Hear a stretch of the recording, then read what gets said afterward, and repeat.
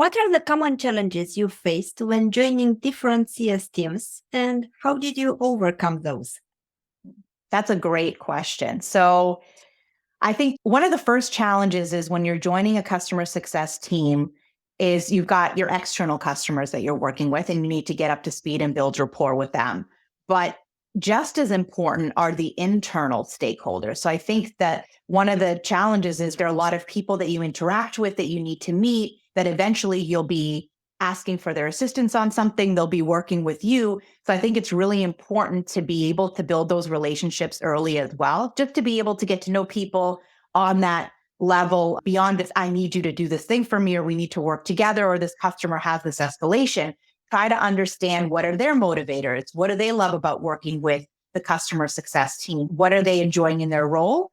What are their goals?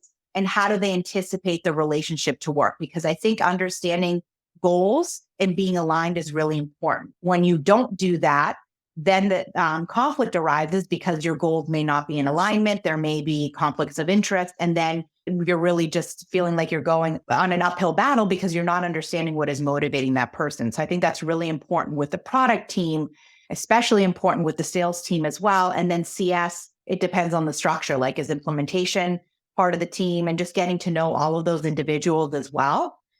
I think another challenge is getting to know the product, right? It's really important as a CS individual that you are able to be savvy enough with the product to articulate the value to the customers, to be able to help guide them. Our customers don't expect us to know every single thing about the product, especially on a leadership level, but you cannot go into conversations with just ignorance and not try to know anything about it because they'll see through to that and they'll really wonder what you're doing there and what your role really is. So I think spending time understanding the use cases and getting that information from the product team, from other CSMs, and then also hearing firsthand from your customers is really important. But I think it's the let me meet all the people and build the relationships and let me understand the product. And then the other challenge could be you may go into an environment where the reputation of the CS team isn't a positive one or it isn't a strong one. And so how do you turn that around?